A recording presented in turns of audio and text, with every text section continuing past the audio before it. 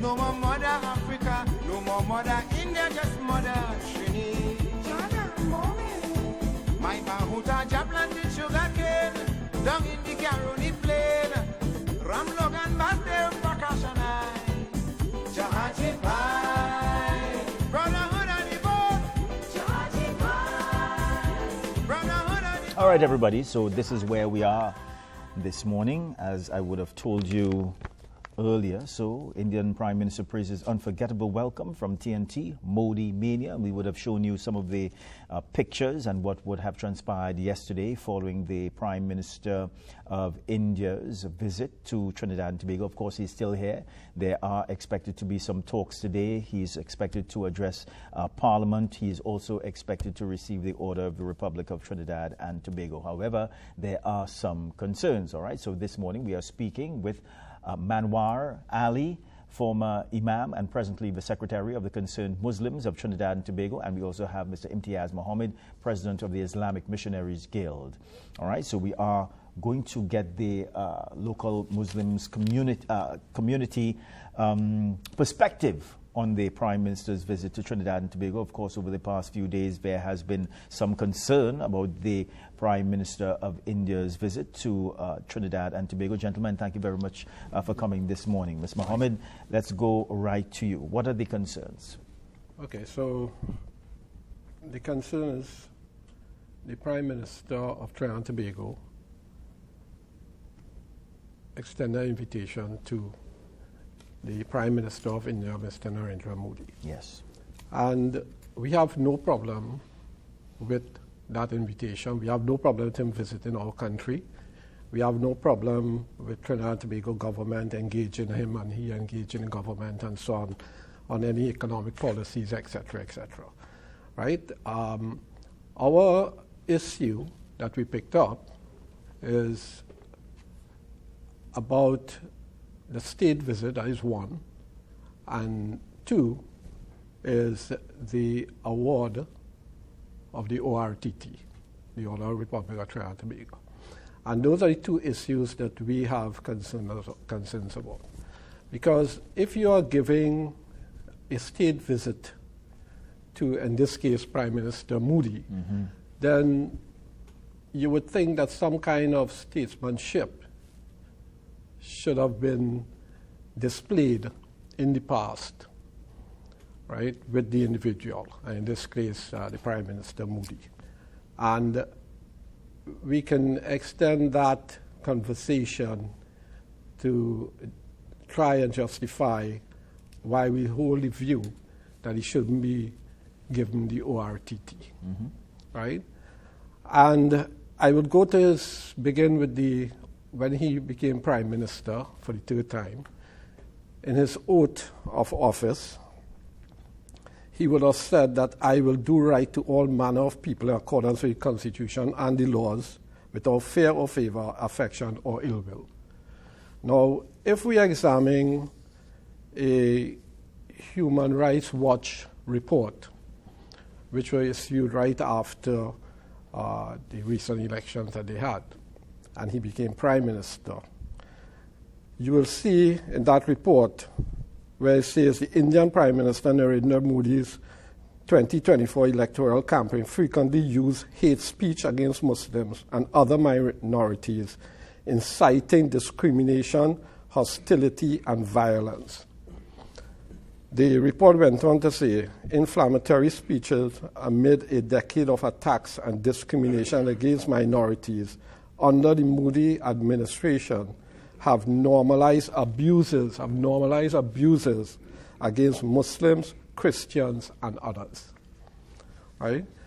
And then, in that same report, the Human Rights Watch is again speaking, the new Modi government needs to reverse its discriminatory policies, act on violence against minorities, and ensure justice for those affected. The leadership of the Modi's BJP party repeatedly made statements citing discrimination, hostility, violence, and marginalized groups during his campaign to win his third consecutive term of office, which began on June 9th. Right?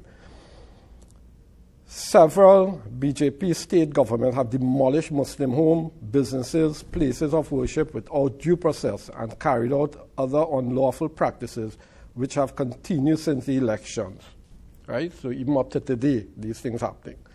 These demolitions are often carried out as an apparent collective punishment against the Muslim community for communal clashes or dissent, and BJP officials have dubbed them bulldozer justice. Violence against religious minorities also continue, and at least 28 reported attacks across the country resulting in the deaths of 12 Muslim men and a Christian woman. Right? The Indian Prime Minister Modi and JBP made blatantly false claims in their campaign speech against Muslims and other minority groups, said Elaine Pearson, Asia Director at Human Rights Watch. Human Rights Watch analyzed all 173 campaign speeches by Modi after the election code of conduct took effect on March 16. The code forbids appealing to communal feeling for securing votes. In at least 110 speeches, Modi made Islamophobic remarks apparently intended to undermine the political opposition, which he said only promoted Muslim rights and to foster fear among the majority Hindu community through disinformation. Right? Modi has rejected allegations of anti-Muslim bias, although of course you'll expect him to say that, right? However, during the campaign, Modi regularly raised fears among Hindus through false claims that their faith, their place of worship, their wealth, their land, and the safety of girls of women community would be under threat from Muslims if the opposition parties came into power, which is the Indian National Congress, I think it is, right? In a speech on May the 14th, Modi said that the idols of our gods are being destroyed, and that these infiltrators, he referred to the Muslims, have threatened the security of our sisters and daughters. Yeah. Right? And we can go on and on, yeah, right, to justify the two issues that we have. Ms. Ali? Hi, good morning, everybody. Well, let's start with, like MTR said, and I want to reassure the public and everybody that we are not against the visit of Mr. Modi in Trinidad. It's a long-time bilateral agreement on both countries, and we're okay for that. However, we have seen since 2014, when Modi first came into power, and, you know, good for him that he scored what you call a hat-trick, that he got it 3 times. But since 2014, what has been noticed is the kind of pressure that Muslims have to go through and the discrimination and the continued discrimination towards Muslims in many areas. One of the major things, though, is that Muslims eat beef. Muslims sacrifice animals during the time of Eid al-Adha. You're familiar with that in Trinidad also. And they have a lot of problems with that because the Hindus are not supposed to eat meat and so on. And they start to punish the traders who are trading with cows and animals. And they were being beaten, the people were being robbed, being killed. They discriminated so much of them that they had problems even getting the animals to the market and killing the animals and selling the meat and so on. That has been going on for a long time. I want to think that because then that the Muslims had no choice but say, you know what, we're not going to support this man again and let him get in power. Let me go. So they went across and they started to give support to Rahul Gandhi, right, the opposition, who decides, okay, we're going to give you your rights. This is the rights of the Muslims as religious practices. We allow you to do it. Why not? So therefore, what we see happening following that 2019 and 24 elections, more pressure upon the Muslim community in many areas.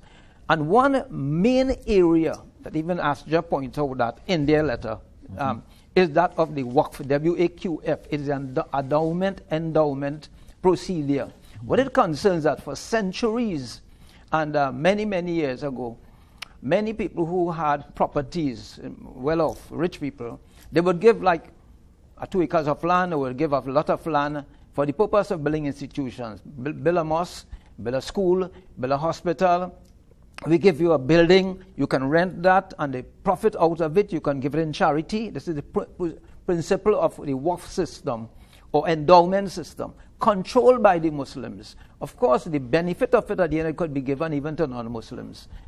We can, out of our surplus, out of the endowment, the profit that we get, we can give that to non-Muslims to buy food and clothes and hospital, medication, whatsoever. So we can do that.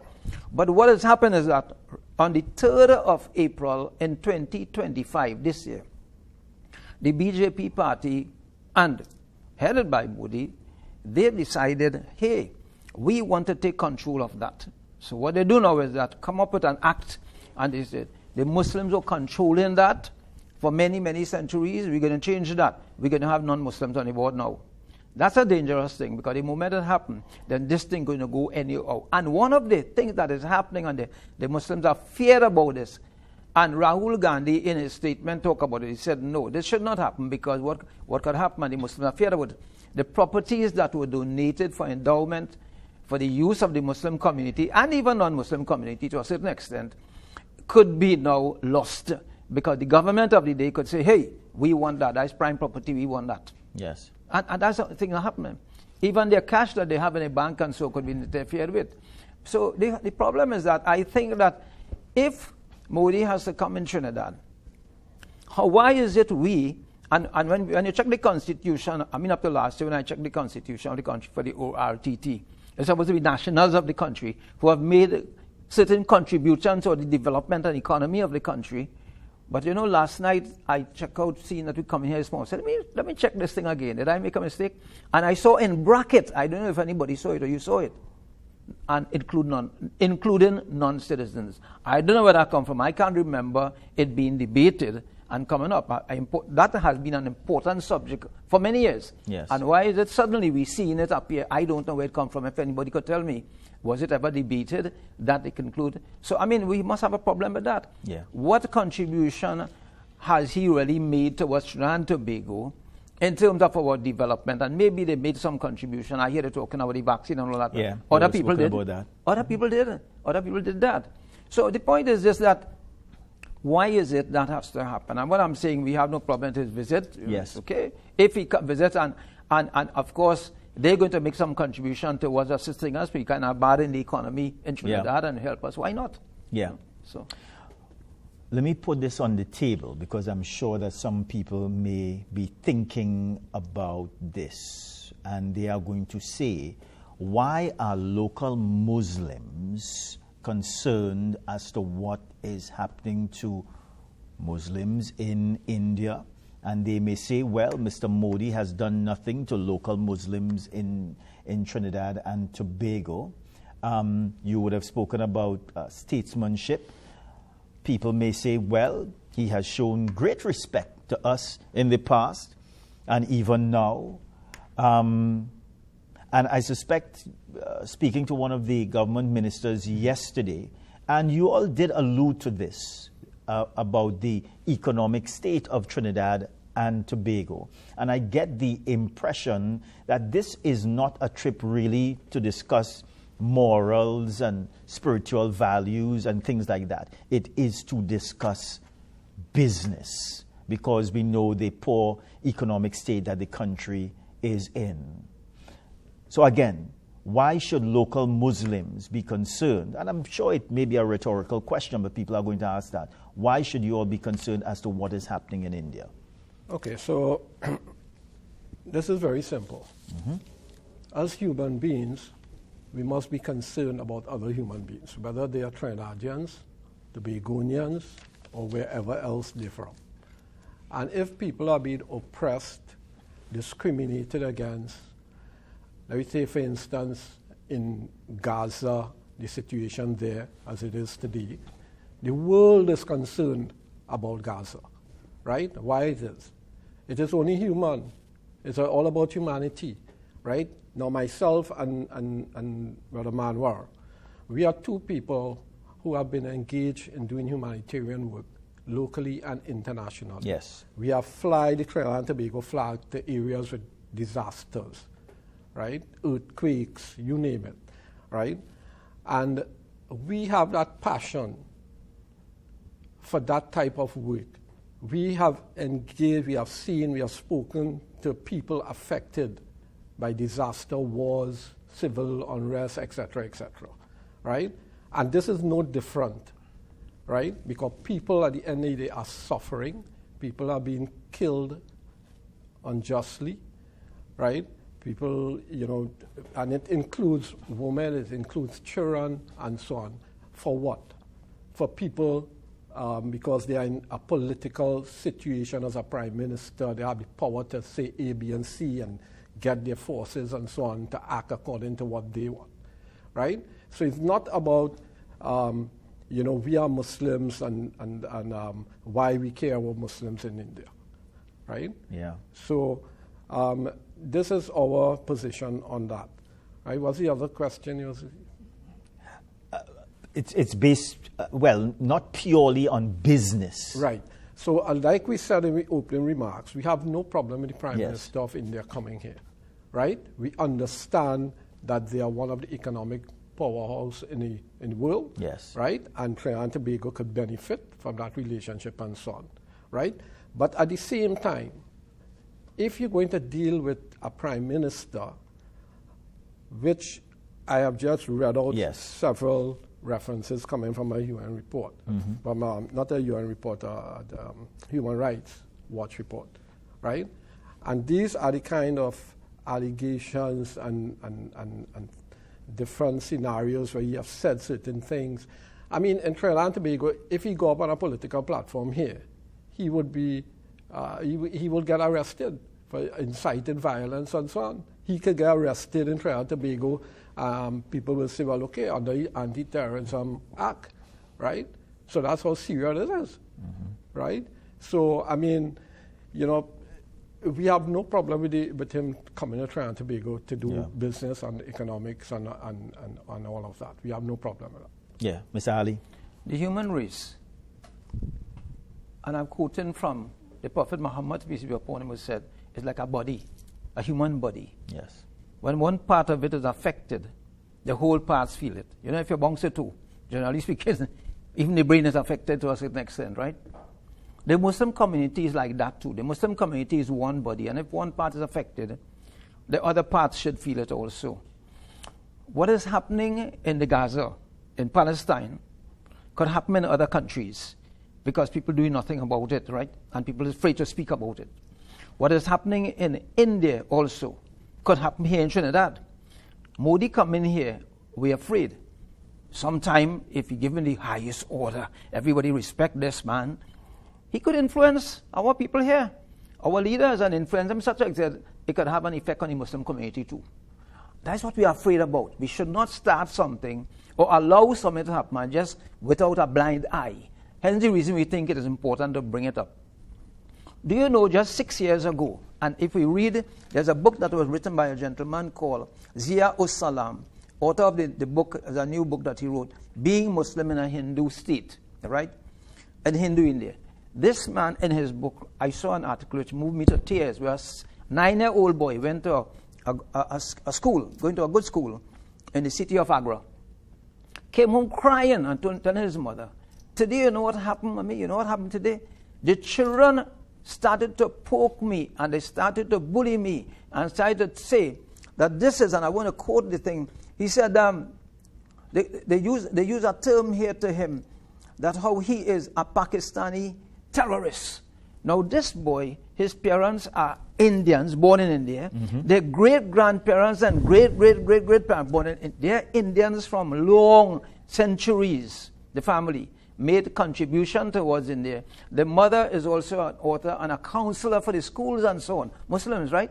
Playing their role in a community. And after that, they were so scared because people started to call them terrorists. Yeah. Right? But gentlemen, over the past few days, because there has been much debate about this concerning the award to the Prime Minister of India, and the information has been put out there that this is not the first such award that he has received. Right. In fact, I believe it was 2 days ago he had received the Order of the Star of Ghana.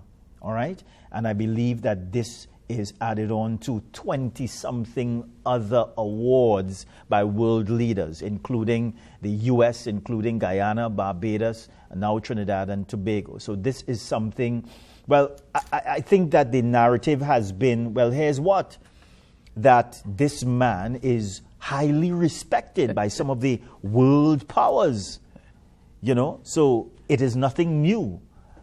Yeah, but is it true that he's highly respected, or is it true that he's being given these awards because the leaders from these countries feel that it's necessary to have that economic connection to India? And then, like, you know, we just say people want handout, right? Giving this award is like a handout. Well, it may be an investment. Right? Good. That's what it's like, a handout. So countries, if you examine the country, you're giving them these awards, you can see that too, right? But again, politics have a morality of its own, right? And we know that in Trinidad we go better than anybody else, right? So politicians have their game to play, right? And we have a role to play in our community as well. Of course. Right? So that is where we will end up clashing, right? So he can receive a million awards, right? What human rights say about him, right? Who want to dispute that? Is this what a person who is accused of this, is he really deserving of any award? No, right? As a matter of fact, he has contradicted the oath that he has taken, right? And I mean, as far as I would declare him as a failed prime minister. Now, people talk about Gandhi, people just talk about Mandela. Anytime you're talking about great leaders, there are two names that come to mind first, right? What makes them great? Is it caring for people? Right? That is what makes them great. Not that they build the biggest building or they are the strongest economy. South Africa. Well, I'm sure that there are some people who are going to say, well, Prime Minister Modi is a great man, as we discussed this morning. This is his third term in office. Yes, I understand that he would have won the election, and there was a slide, but the point is he's still Prime Minister of India. He has been credited with developing India, both infrastructurally, economically. So I guess it's really who you speak to. And I would say to you too, Marlon, is that what he developed is a continuation of leaders before him, right? And you can say what you want about Modi and his 3 consecutive years in office and so on. Yes. Right? But you have to understand now the religious mix, which have helped that, right? And these type of hate speeches have helped that. Yes. Right? So, you know, he's still a failed prime minister, right? Because he didn't hold on to that oath. Yes. Right? You took an oath. Anytime you see you don't hold on to that oath, then you fail the people. Gentlemen, I just have about 2 more minutes again. Mr. Ali, I know you wanted to say something. Quickly, let me say this, that if you look at the population in India, 1.4 billion, Muslims are 200 plus million, 200,000 plus million, 200 million plus. And they form about 14 or 15% of the population. But if you look at the history of Muslims in India, and we go back centuries, they have made great strides and did made a lot of contribution toward development of India economically and otherwise. No, that's the point. That's a main point. Why today, no, you have to treat them like that, like third-class, people. They actually treat them like dirt to a certain extent. And people within the BJP don't afraid to talk about it, that the Muslims have no state, status in this country. And if you look at something, right, and that he was chief minister in 2002. There's something called the Gujarat massacre. Over 1,000 Muslims were slaughtered, and he stayed silent on that. He did nothing on that. He pushed what they call the CAA, Citizen Amendment Act, a law that makes Muslims disqualified for citizenship. Although they born and grew up there, and their ancestors lived there, they were denied citizenship because many people who live in those areas whereby they didn't have proper registration being done early. Like we had some problems in Trinidad. We go a long time where people, the children born, they didn't have a proper ID card and birth paper and all that. Yeah. Because people couldn't get the facilities of going there to get it done. And when people went there, they couldn't get the citizenship. They would deny that. So some of the things we talk about here is that It's very important. If we stay silent on these things, it could happen, right? Even to us here. That's all he's saying. We must concern about it as a human rights issue. Yes, it is Muslims. We are Muslims. We recognize that. And therefore, we think we should talk about it. Why should he be given this various order? Yes. Okay, not because they give him it in some other countries. And as Imtiaz mentioned, it's a fact. People play games, politicians play plenty games. And the games they play is that if we treat this man like this, we could get from him. Come on. I don't think we should play that kind of game. Mr. Mohammed, final comments. Okay, so, I mean, it already... I don't know that the comments that you have made here this morning, you and Mr. Ali, that they're going to rescind the decision, We say that, we're right? not saying that. As a matter of fact, in one of our media release, yes, right, we acknowledge in that media release that I did that, we know it's too late for them to reverse any decision, right? And even if it was early, they still might not take we on, right? Because but you have done your duty here we, the this Muslims, is a minority here too. Yeah. And at times, sometimes the action of our own governments at times, give us the feeling like we are nobody in this country, right? But you know what? We have the opportunity to talk and to let the population, the leaders of the country especially, know how we feel and what is our stance on issues. Yes. And we will continue to do that. Yeah, gentlemen, thank you very much for coming this morning. We do appreciate it. Debate is good, and thank you for your perspective, and we can add it to the larger picture concerning this discussion. So thanks very much. Thank you very much also. All right, everybody, so we are going to a very short break. We do have this image for you. It's from Abigail Joseph, Beach Time. Yeah, that's a beautiful shot. Yeah, all right, I think I'll head up there after the program, right, studio? All right, we're coming back, everybody. He is the seed of my grandfather, who is the seed of Mahmoud Aja. He came from Calcutta, a stick and a bag on his shoulder. He took banana capra. So I am part seed of India. India, the Indian can ship on the